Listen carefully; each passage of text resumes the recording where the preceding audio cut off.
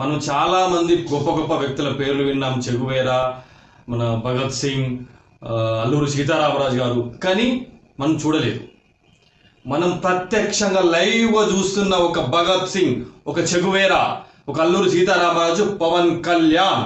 నిజం ఇది. ఏమిటయ్యా గోల? బియ్యం వచ్చిన అంత అడవుడు ఉండదే. వచ్చేది Pawan Kalyan.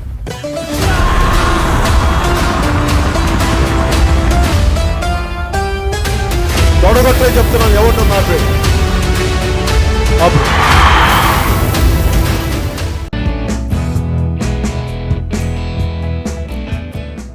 Hi friends, welcome back to my channel. నేను మీ రాజ్ కుమార్ అంబాటి. సో ఈరోజు టాపిక్ ఏంటంటే అందరికి తెలిసిన విషయమే, very hot topic. Mister Konidela Pawan Kalyan. Yes, అంటే నేనేదో రాజకీయ ఉద్దేశంతో ఈ వీడియో చేయట్లేదు. నాకు పాలిటిక్స్ చాలా తక్కువ నాలెడ్జ్, నేను ఎక్కువ పట్టించుకోను. ఏ పార్టీ తరపున చేయాలనే ఉద్దేశము లేదు. బట్ ఎందుకు ఈ వీడియో చేయడానికి కారణం ఏంటంటే, మిస్టర్ పవన్ కళ్యాణ్ ఒక పని చేయాలి అని అనుకుంటే ఒక దృఢ నిశ్చయం, ఒక కృషి, ఒక పట్టుదల, ఎన్ని అవమానాలు వచ్చినా సరే, ఎన్ని కష్టాలు వచ్చినా సరే తట్టుకొని నిలబడ్డ ఒక మగధీరుడు మిస్టర్ పవన్ కళ్యాణ్. అసలు అతని గురించి చెప్పాలంటే ఎన్ని వీడియోలు చేసినా సరిపోదండి. ఎందుకంటే అతనికి ఉన్న ఫేమ్, అతనికి ఉన్న నేమ్, అతనికి ఉన్న డబ్బు, అతను చూడండి కాదు, అతను చేయండి కాదు, అతనికి ఉన్న ఫ్యాన్ ఫాలోయింగ్. అసలు పవన్ కళ్యాణ్ అనుకుంటే ఏదైనా సాధించగలడు. సినిమాల్లో కానీ పాలిటిక్స్లో కానీ అతను నిజంగా పవర్ స్టారే. ఎందుకంటే నేనేదో అతని సినిమా స్టార్ అనో అతని అభిమాననో కాదు. ఏదైనా పని చెయ్యాలి అనుకుంటే పవన్ కళ్యాణ్ లాగా మొండిగా నిలబడండి, దాని వెనకాల పరిగెత్తండి, అస్సలే వెనకడుగు వేయద్దు. ఎన్ని అవమానాలు వచ్చినా సరే, ఎవడు ఏమన్నా సరే, మన లక్ష్యమే మనకు ముఖ్యం. అలా అనుకున్నాడు కాబట్టే పవన్ కళ్యాణ్ ఈసారి 21 సీట్స్ తోటి ఒక్క సీటు కూడా మిస్ అవ్వకుండా గెలిచాడు. అది అతని గొప్పతనం. ఏదో పొలిటికల్గా గెలిచాడనో, అతను ఎమ్మెల్యే కావడానికి కానీ ఈ వీడియో చేయట్లేదు. ఒక పని అనుకున్నాడు, అది సాధించాడు. దాని గురించి ఈ వీడియో జరిగింది. మీరు కూడా లైఫ్లో చాలా ప్రాబ్లమ్స్ ఫేస్ చేసే ఉంటారు, చేస్తూ కూడా ఉంటారు. చాలామంది ఒక ప్రాబ్లం రాగానే వెనకడు చేస్తారు, భయపడతారు, ఏమవుతుందేమో లైఫ్లో అని. అలా అస్సలు అవ్వకండి. పవన్ కళ్యాణ్ చూసి నేర్చుకోండి. లైఫ్ అంటే ఏంటి, ఒక పని మనం స్టార్ట్ చేస్తే దాన్ని ఎలా సక్సెస్ అయ్యే వరకు కంటిన్యూ చేయాలి, ఎన్ని అవమానాలు వచ్చినా, ఎన్ని కష్టాలు వచ్చినా ఎలా ఎదుర్కోవాలనేది పవన్ కళ్యాణ్ చూసి నేర్చుకోండి. అంత పెద్ద మెగాస్టార్ చిరంజీవి తమ్ముడైనా సరే, అతని కష్టంతో, అతని కృషితోటి అతనికంటూ ఒక పేరు సంపాదించుకున్నాడు. అదే పవర్ స్టార్ పవన్ కళ్యాణ్. మీరు కూడా ఏదైనా సాధించాలి అని అనుకుంటే ఒక కృషి, ఒక పట్టుదల, ఒక ధైర్యం, వెనకాడుగా అస్సలే వేయకండి.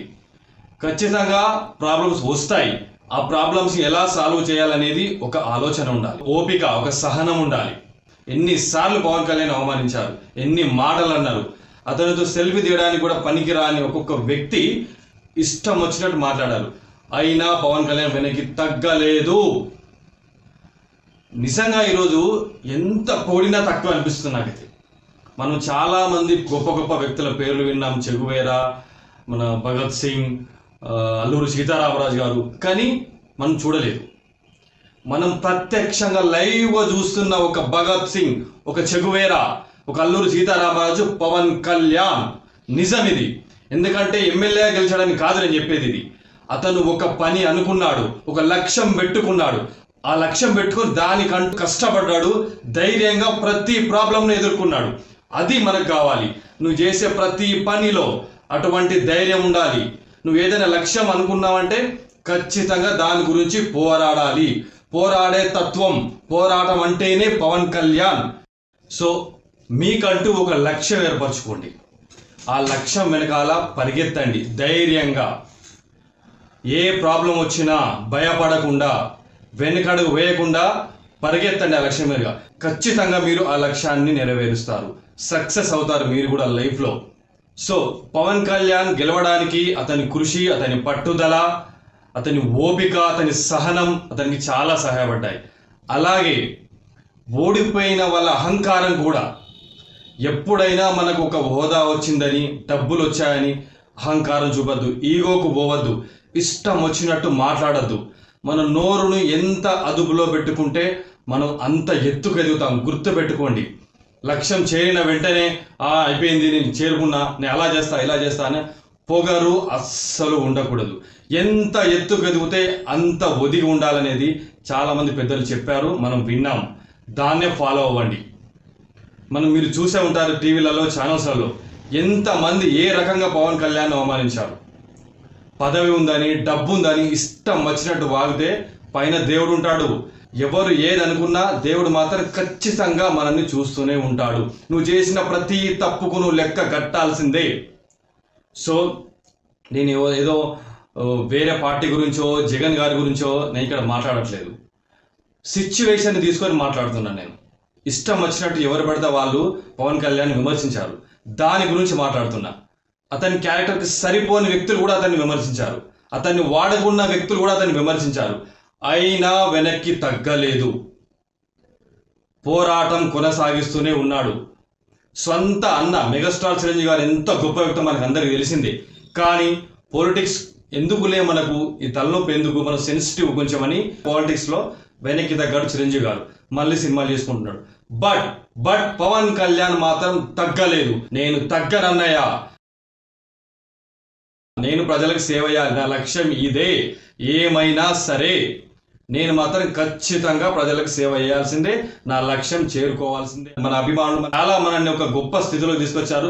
వాళ్ళకు కూడా ఏదో ఒకటి చేయాలి అనే ఒక ఆలోచన పవన్ కళ్యాణ్ గారిని ముందుకు నడిపించింది. సో మనం కూడా ఎప్పుడైనా కానీ ఒక లక్ష్యం గురించి మనం పరిగెత్తాలి. పరిగెత్తిన తర్వాత, లక్ష్యాన్ని చేరుకున్న తర్వాత, లక్ష్యం చేరుకోవడానికి ఎవరైతే మనకు సహకరించారో వాళ్ళని అస్సలు మర్చిపోవద్దు. గుర్తు పెట్టుకోవాలి, వాళ్ళకి తగినంత సహాయం చేయాలి. మనం దేశ సేవ చేయాలి. పదవి ఉందని, డబ్బు ఉందని ఎప్పుడు పొగరుగా ఉండద్దు. అంత పొగరుంటే ఏమవుతుందో, దేవుడు ఏం చేస్తాడో మీరే చూశారు. ప్రజలు చాలా శక్తివంతులు. ప్రజలను ఎప్పుడు చిన్న చూపు చూడొద్దు.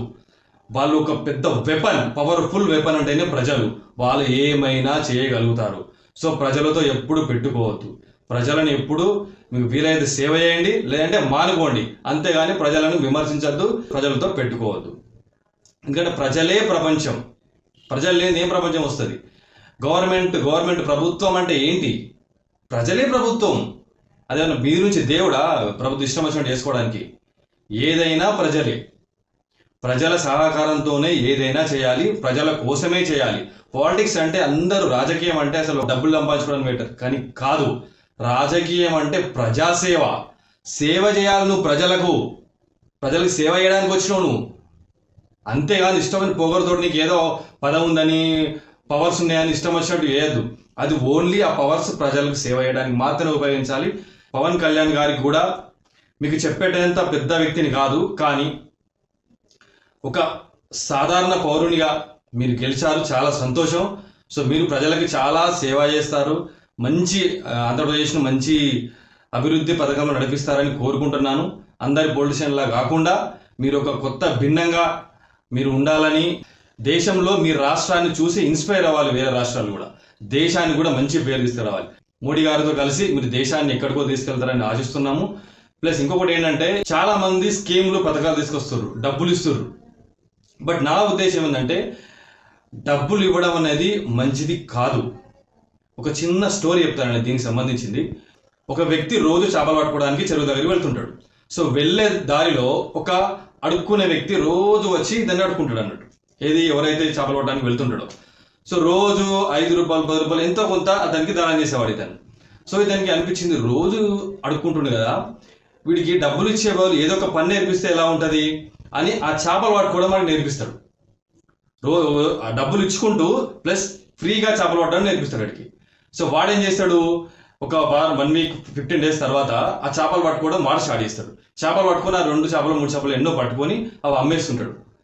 సో వాడికి డబ్బులు వస్తాయి. సో తర్వాత రోజు వీడికి కనిపించాడు అడుక్కునే అతను. ఎందుకు అంటే, అతనికి సంపాదించే మార్గం చూపించాడు కాబట్టి. అదే నువ్వు అలాగే డబ్బులు ఇచ్చుకుంటూ పోతుంటే వాడు ఎన్ని సంవత్సరాలు అలాగే తింటాడు.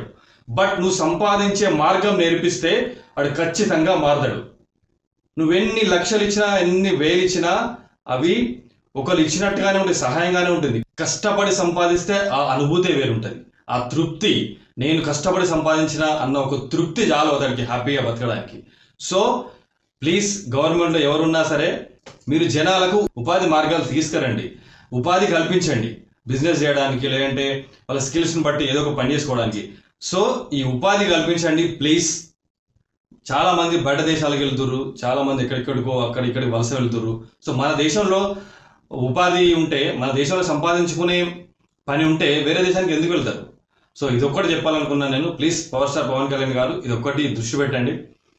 అండ్ మోడీ గారికి తెలుగు వచ్చాదో తెలీదు, బట్ పవన్ కళ్యాణ్ గారు మీరు మోడీ గారికి చెప్పండి ఇంకా కొన్ని ఉపాధి కల్పించండి అని. ఇదేం ఒక సినిమా హీరో గురించి కాదు, ఒక పొలిటికల్ పార్టీ గురించి కాదు, రాజకీయ నాయకుల గురించి అస్సలు కాదు. ఇది ఒక వ్యక్తి గురించి మాత్రమే. ఇన్స్పిరేషన్గా మనం తీసుకోవాలి ఆ వ్యక్తిని, కాబట్టి ఆ వ్యక్తి నుంచి మనం చాలా నేర్చుకోవాలి. కాబట్టి ఒక పని సాధించాలంటే, ఒక లక్ష్యం నెరవేరాలంటే ఎలా కష్టపడాలి, ఎన్ని అవమానాలు భరించాలి, ఎన్ని వచ్చినా మనం ఆ ప్రాబ్లమ్స్ తట్టుకొని లక్ష్యాన్ని నెరవేరాలి. అదే పవన్ కళ్యాణ్ ప్రాక్టికల్గా నిరూపించాడు. అసలు చాలా ఆనందం, చాలా హ్యాపీ ఫీల్ అయ్యాను నేను గెలిచాడంటే. యాక్చువల్ అది ఫ్రమ్ తెలంగాణ, పవన్ కళ్యాణ్ గారు ఆంధ్రాలో గెలిచారు. బట్ స్టిల్ ఏంటంటే టోటల్ ఇండియానే కాబట్టి అతని గెలిచిన విధానం, అతని క్యారెక్టర్, అతని ముందు చూపు, అతని ఆలోచన, చాణక్య లాంటి ఆయన మైండ్ ఎంత ప్లాన్ వేసి గెలిచాడంటే యాడ్స్ ఆఫ్, గ్రేట్.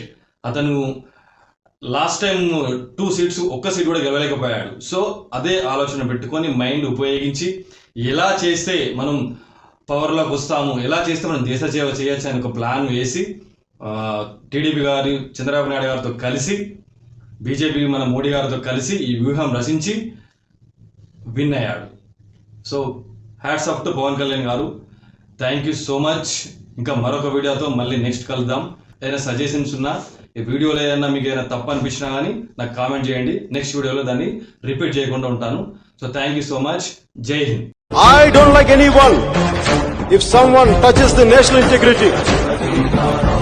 ఎవరైనా సరే జాతీయ సమగ్రతని చెడగొట్టినట్టు తెలిస్తే, ఇప్పటిదాకా మీరు జిహాదీలను చూశారు, మతం కోసం చచ్చిపోయే వాళ్ళని చూశారు, ప్రాంతం కోసం చచ్చిపోయే వాళ్ళని చూశారు, కులం కోసం చచ్చిపోయే వాళ్ళని చూశారు, కానీ ఒక దేశం కోసం చచ్చిపోయే మొదటి పిచ్చివాడిని నేనే.